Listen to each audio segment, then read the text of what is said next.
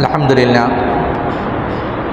সুম্মা আলহামদুলিল্লাহ। আল্লাহ তাআলা দরবারে লাখো কোটি শুকরিয়া জ্ঞাপন করি যে মহান রব্বুল ইজ্জাত আমাদেরকে দয়া করে, মায়া করে, মেহেরবানি করে সমস্ত ব্যস্ততার পেরেশানি থেকে মুক্ত করে উত্তম রূপে পাক পবিত্র হয়ে আল্লাহ তাআলা মস্ত বড় হুকুম জুমার নামাজকে আদায় করার জন্য আল্লাহ তাআলা আমাদেরকে আগেই আল্লাহ তাআলা গর মসজিদে আসার মতো তৌফিক আল্লাহ তাআলা আমাদেরকে দান করলেন।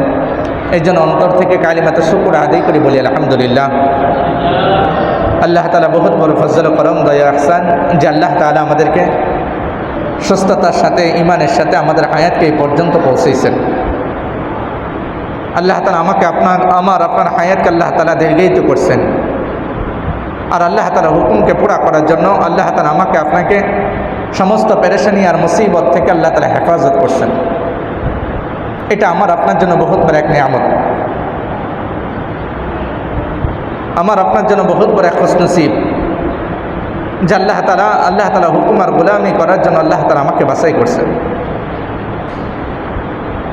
এই জন্য আল্লাহ তাআলা কোরআনে কারিমেই বলছেন, লা ইন শাকারতুম লা আযীদান্নাকুম, লা ইন শাকারতুম লা আযীদান্নাকুম ওয়া লা ইন কাফারতুম ইন্না আযাবি লাশাদীদ। লা ইন শাকারতুম লা আযীদান্নাকুম ওয়া লা ইন কাফারতুম ইন্না আযাবি লাশাদীদ। আল্লাহ তাআলা বলেন, ও দুনিয়ার মানুষ, ও আমার বান্দারা, আমি আল্লাহ তাআলা দুনিয়াতে তোমাদেরকে অসংখ্য অগণিত নিয়ামত দান করেছি। আর এই সমস্ত নিয়ামতগুলো যখন তোমরা পাও, আর এই নিয়ামতের মুখোমুখি সম্মুখীন যখন তোমরা হও, আর আমার এই নিয়ামতগুলো যখন ভোগ করে তোমরা আমার এই নিয়ামতের শুকর আদায় করো, আমার কৃতজ্ঞতা যাপন করো, আমি আল্লাহ তাআলা দুনিয়ার এই সমস্ত নিয়ামতগুলো তোমাদের জন্য আরো বৃদ্ধি করতে থাকি। সুবহানাল্লাহ। তোমাদের জন্য এই নিয়ামতগুলো আরো বাড়াইতে থাকে। দুনিয়ার যে কোনো নিয়ামত, আরে দুনিয়ার টাকা পয়সা, ধন সম্পদ, এটাকে আমরা নিয়ামত মনে করি। আল্লাহ তাআলা আমাকে সন্তান দিয়েছে, এটাকে আমরা নিয়ামত মনে করি।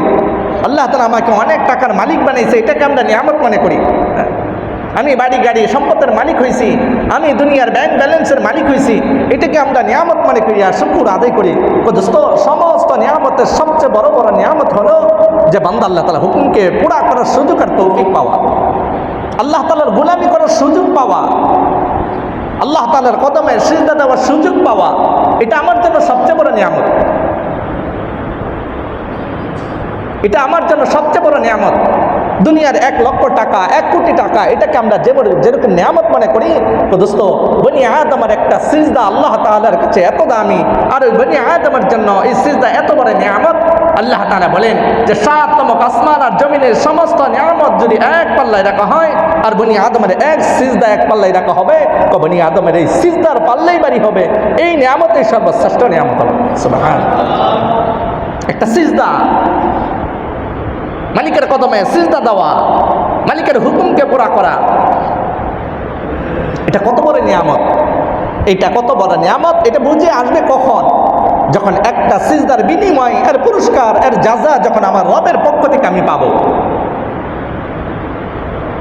অর্থাৎ যেদিন কাল কিয়ামতের ময়দানে আল্লাহ তাআলা সমস্ত হাসরবাসীকে লক্ষ্য করে বলবে, আমতাজুল ইয়াওমা আইয়ুহাল মুজরিমুন, আমতাজুল ইয়াওমা আইয়ুহাল মুজরিমুন। সমস্ত নাফরমান, বেঈমান, ইমানদার সমস্ত মানুষ যখন হাসরের ময়দানে একসাথে বসবাস করবে, এক আসমানের নিচে এক জায়গায় যখন একত্র হবে, আল্লাহ তাআলা সমস্ত হাসরবাসীকে লক্ষ্য করে বলবে, আমতাজুল ইয়াওমা আইয়ুহাল মুজরিমুন, ও হাসরবাসীরা, আজকে দুনিয়াতে তোমরা সবাই একসাথে বসবাস করতা, অর্থাৎ ইমানদার আর কাফের, বেঈমান আর মুসলমান, তোমরা একসাথে বসবাস করতা। দুনিয়াতে তোমাদের জন্য আমি পার্থক্য করি নাই, দুনিয়াতে জমিনকে পার্থক্য করি নাই, দুনিয়াতে কাফেরদের জন্য আর ইমানদারদের জন্য আমি নিয়ামতকে পার্থক্য করি নাই, দুনিয়াতে কাফের আর মুসলমানের জন্য আমি জমিনকে পার্থক্য করি নাই। তো কাফেররা যে জমিনে বসবাস করছে, ইমানদারও সেই জমিনে বসবাস করছে। কাফেররা যে সমস্ত নিয়ামতগুলা ভোগ করছে, ইমানদাররাও সেই সমস্ত নিয়ামতগুলা ভোগ করছে। কাফেররা যে নদীর মাছ খাইছে, মুসলমানও সেই নদীর মাছ খাইতেছে। বেঈমানরা যে গাছের ফল খাইতেছে, মুসলমানও যে সেই গাছের ফল খাইতেছে। আল্লাহ তাআলা নিয়ামতের কোনো পার্থক্য দুনিয়াতে মুসলমান আর কাফেরদের জন্য কোনো পার্থক্য করে নেই। কিন্তু হাসরের ময়দানে এমন হবে না। আল্লাহ তাআলা সমস্ত হাসরবাসীকে লক্ষ্য করে বলবে, আমতাজুল ইয়াওমা আইয়ুহাল মুজরিমুন, ও ও নাফরমানরা, ও বেঈমানরা, ও কাফেররা, আজকে নেককার থেকে আলাদা হয়ে যাও। ও সিজদাকারী বান্দারা, আজকে যারা দুনিয়াতে সিজদা দিত না তাদের থেকে আলাদা হয়ে যাও। দুনিয়াতে যারা আমাকে স্মরণ করতো, আমার ভয়কে অন্তরে নিয়ে আমার কদমে যারা সিজদা দিত, ও সিজদাবিহীন বান্দারা, যারা দুনিয়াতে সিজদা দাও নাই, আমার সিজদাওয়ালা উম্মত বান্দাগুলা থেকে তোমরা আলাদা হয়ে যাও। এই ঘোষণার সাথে সাথে আল্লাহ তাআলা দুই দল, পুরা হাসরবাসীর সমস্ত মানুষকে দুই ভাগে বিভক্ত করবে। ফারিকুন ফিল জান্নাতি ওয়া ফারিকুন ফিস সাঈর। একদল হবে জান্নাতি, আরেক দল হবে জাহান্নামী। আল্লাহ তাআলা বলবে, তোমরা জাহান্নামের কাতারে দাঁড়াও, যারা দুনিয়াতে আমি রবকে স্বীকার করতে না, আমি রবের কদমে এক বেলা সিজদা দিত না। ও নাফরমান, বদকার, আলাদা হও, আলাদা কাতারে দাঁড়াও। আমতাজুল ইয়াওমা আইয়ুহাল মুজরিমুন, ও অপরাধীরা, আসামীরা, আলাদা হয়ে যাও। মেরে দোস্ত, ওই দিন বুঝে আসবে একটা সিজদার মূল্য কত, একটা সিজদার দাম কত, একটা সিজদার বিনিময় কত। ওই দিন আমার বুঝে আসবে।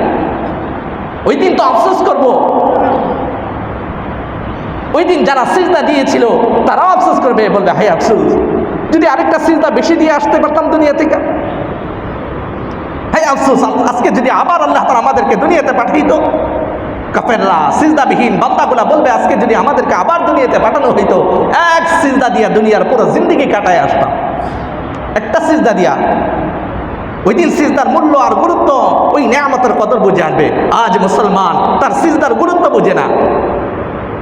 মালিকের কদমে সিজদা দেওয়ার কি লাভ আর কি নিয়ামত কত বড়, এটা আজকে মুসলমান বুঝতেছে না, আজকে দুনিয়ার মানুষ বুঝতেছে না। শত শত বার এরকম আল্লাহ তাআলার পক্ষ থেকে মুয়াজ্জিন আমাদেরকে ডাকতেছে, কিন্তু না, আমি ব্যস্ত, আমি নিজেকে ব্যস্ত দেখাইতেছি, আমার সময় নাই, আমি ব্যস্ত, আমি নিজেকে ব্যস্ত বুঝাইতেছি, আমার সময় নেই। কিন্তু ওই দিনে সমস্ত ব্যস্ততার অবসান যেদিন ঘটে, রবের সামনে আমাকে দাঁড়াইতে হবে, ওই দিন আমার বুঝে আসবে একটা সিজদার মূল্য কত, একটা সিজদার দাম কত।